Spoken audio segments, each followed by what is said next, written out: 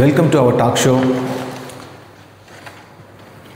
చాలా మట్టుకు అంటే అటు క్రికెట్ సంబంధించిన మట్టుకు, క్రికెట్ అభిమానులకు సంబంధించిన మట్టుకు, ఫ్యాన్స్కి సంబంధించిన మట్టుకు నిన్న అంటే November 26 అనేది ఒక బ్లాక్ డేగా చాలామంది పరిగణించాలి కూడా.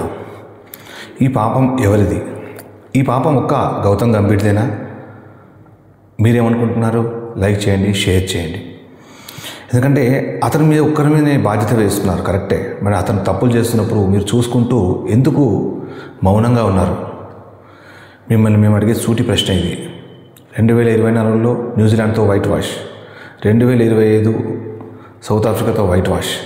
మేబీ నువ్వు ఇంగ్లాండ్లో గెలవచ్చు, 2-3 డ్రా చేయొచ్చు. కానీ డ్రా అనేది అది డ్రానే, అది గెలపడం కాదు. గెలవడం అంటే 3-2, 4-1, అలాగే కనీసం 2-1 అంటే 1-0 ఇవన్నీ కూడా గెలుపులే. కానీ 2-2 అనేది డ్రా కిందకి వస్తుంది సిరీస్, అది మనం గెలిచినట్టు కాదు. అలాగే ప్రతి టోర్నమెంట్లో కూడా మనం జట్టును మారుస్తూనే ఉన్నాం. దీనికంత కారణం ఎవరు? ఇంకొకటి, మేనేజ్మెంట్కి వైట్ బాల్ మీద ఉన్నంత ప్రేమ రెడ్ బాల్ మీద ఉండట్లేదు. సో దానికి కారణం అది మేనేజ్మెంటే చూసుకోవాలి. మేనేజ్మెంటే, మీ అభిమానులం మా మాట మీరు వింటారా? జస్ట్ మేము ఏదో సామాజిక మాధ్యమాల్లో స్క్రోల్ చేస్తుంటాం, వాళ్ళని మార్చాలి, వీళ్ళని మార్చాలి, వీళ్ళని తీయాలి, వాళ్ళని తీయాలి. సో దేశవ్యాప్తంగా రోహిత్ శర్మ, విరాట్ కోహ్లీ పర్ఫార్మెన్స్ దిగజారినప్పుడు వాళ్ళనిద్దరిని తీయాలన్నారు. మరి ఇప్పుడు ఈ టీం నుంచి 11 మందిని కూడా తీసేయాలి, 15 మందిని కూడా తీసేయాలి. ముఖ్యంగా ధ్రువ్ జురేల్ లాంటి వాళ్ళకు ఇంత మంచి అవకాశాలు ఇచ్చిన తర్వాత 4 ఇన్నింగ్స్లో కూడా పట్టుమని ఒక 20 పరుగులు కూడా చేయలేదు. ఒక యశస్వి జైస్వాల్ అలాగే రవీంద్ర జడేజా సెంచరీలు చేశారు, అర్ధ సెంచరీలు చేశారు, క్షమించండి. సో ఇండియాలో 2 బ్యాటర్స్ మాత్రమే 100 కంటే ఎక్కువ పరుగులు చేశారు. అదే సౌత్ ఆఫ్రికాలో 7 బ్యాటర్స్ 100 కంటే ఎక్కువ పరుగులు చేశారు. 36 years ఏజ్ ఉన్న హార్మర్ 17 వికెట్లు తీస్తే, మరి ఇక్కడ పట్టుండి ఇక్కడే ఆడుతూ, ఇక్కడనే డొమెస్టిక్లో ఆడుతూ, అంటే డొమెస్టిక్లో అంటే ఇప్పుడంటే ఆడట్లేదు అనుకోండి, కనీసం ఒక 10 ఏళ్ల కింద అయితే డొమెస్టిక్ ఆడారు కదా ఈ ఇంటర్నేషనల్ గ్రేట్ ప్లేయర్స్. మరి డొమెస్టిక్లో ఇంత పర్ఫార్మెన్స్ ఉండి, డొమెస్టిక్ పర్ఫార్మెన్స్ ద్వారానే, IPL పర్ఫార్మెన్స్ ద్వారానే మీరు టెస్ట్, వన్డే, T20 జట్లోకి వచ్చిన తర్వాత మీ పర్ఫార్మెన్స్ ఎందుకు దిగజారుతుంది? అంటే మీకు క్రికెట్ మీద ఆడే ఇంట్రెస్ట్ లేదా?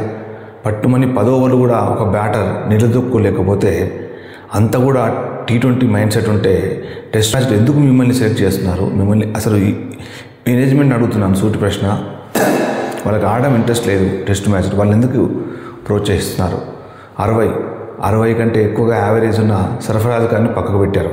అంటే డొమెస్టిక్లో ఎంత పర్ఫార్మెన్స్ చేసినా వేస్టేనా? అంటే మీరు టెస్ట్ జట్టును కూడా, అంటే రెడ్ బాల్ జట్టును కూడా వైట్ బాల్లో పర్ఫార్మెన్స్, అంటే IPL పర్ఫార్మెన్స్ కానీ లేదంటే విజయ్ హజారే పర్ఫార్మెన్స్ని బట్టి మీరు తీసుకుంటారా? మరి విజయ్ హజారేలో అద్భుతంగా పర్ఫార్మెన్స్ చేసిన కరుణ్ నాయర్కి మొండి చేయి చూపించారు. అసలు కరుణ్ నాయర్ని ఎక్కడ తీసుకోవాలి? ఇండియాలో తీసుకోవాలి. మీరు ఎక్కడ తీసుకున్నారు? స్వింగ్ అనుకూలించి ఇంగ్లాండ్ పిచ్ల మీద తీసుకున్నారు. అక్కడ అతనికి అనుభవం లేదు, అతను ఫెయిల్ అయ్యాడు, అతను ఇమీడియట్గా తీసేశారు. అదే శుభ్మన్ గిల్ అలానే ఫెయిల్ అయితే మీరు తీసేసేవాళ్ళ? సో KL రాహుల్ అలానే ఫెయిల్ అయితే మీరు తీసేసేవాళ్ళ? అసలు KL రాహుల్ యావరేజ్ ఎంత? మీరు ఇటు టెస్ట్ మ్యాచ్ కంప్లీటే కాలేదు, అప్పుడు అంతలోనే మీరు వన్డే జట్టుకు కెప్టెన్సీ ప్రకటించేశారు, టీంను ప్రకటించేశారు. KL రాహుల్కి అసలు పర్ఫార్మెన్స్ పూర్తిగా పూరుంది, ఫామ్లో లేడు. అంటే ఫామ్ అంటే అతను ఎప్పుడు ఫామ్లో ఉంటాడో తెలియదు. 67 టెస్ట్ మ్యాచ్లు ఆడిన KL రాహుల్ ఆల్మోస్ట్ అతని యావరేజ్ ఎంత అంటే 35.86, దాంట్లో 11 hundreds. 67 మ్యాచెస్ ఆడిన KL రాహుల్ 11 centuries, 35. ఇదే యావరేజ్ పుజారాకు ఉంటే మీరు కొనసాగిస్తారా? అసలు ప్రపంచంలోనే అతి గొప్ప ప్లేయర్లుగా పరిగణించబడే విరాట్ కోహ్లీ, రోహిత్ శర్మ, అజింక్య రహానే, పుజారా అలాగే అశ్విన్లకి మీరు ఎలాంటి వీడ్కోలు ఇచ్చారు? అసలు మీరు వీడ్కోలు ఇచ్చారా? అసలు వాళ్ళని ఆడదించారా? అసలు వాళ్ళకి అవకాశం ఇచ్చారా? వీడ్కోలు తీసుకునే అవకాశం ఇచ్చారా? రిటైర్మెంట్ కూడా ఎవరి వల్ల, ఎవరి ద్వారా జరిగిందో మీ అందరికీ తెలుసు. సో ఇప్పుడు జట్టు ఇలా పర్ఫార్మెన్స్ చేస్తున్నట్టు కూడా దానికి కారణం అది ఎవరో మీ అందరికీ తెలుసు, నేను కొత్తగా చెప్పాల్సిన అవసరం లేదు. దానికి కారణం మేనేజ్మెంట్ అండ్ ఇంకొకరు. కొంతమంది సంతోషాల కోసం దేశం మొత్తం బాధలో ఉంది. టెస్ట్ మ్యాచ్ ఓడిపోయినందుకు కాదు, ఆ ఓడిపోయిన తీరుకు బాధపడుతున్నాం. ఫైటింగ్ స్పిరిట్ లేకుండా అసలు ఒక టెస్ట్ మ్యాచ్ని ఇలానే ఆడతారా చెప్పండి. మీరు ఇంతకుముందు ఇలానే ఆడారా? ఒకప్పుడు 1960s, 70s లోపల అద్భుతమైన స్పిన్ బౌలర్స్ చంద్రశేఖర్, ప్రసన్న, వెంకట్రాఘవన్, బిషన్ సింగ్ బేరీ ఒకటే టెస్ట్ మ్యాచ్లో వీళ్ళు నలుగురు కూడా ఆడారు. నలుగురు కూడా పర్ఫార్మెన్స్ చేసి అద్భుతంగా మ్యాచ్లు గెలిపించారు. ఇండియాకు రావాలంటే విదేశీ జట్లు భయపడేవి. ఇప్పుడు ఇదేనా ఇండియానేగా అనేంత ఈజీగా అయిపోయింది ఇండియన్ క్రికెట్ పరిస్థితి, టెస్ట్ క్రికెట్ పరిస్థితి. వన్డేలో కూడా అంత గొప్పగా ఏం లేదు. ఆస్ట్రేలియాలో 2-1తో ఓడిపోయినాం.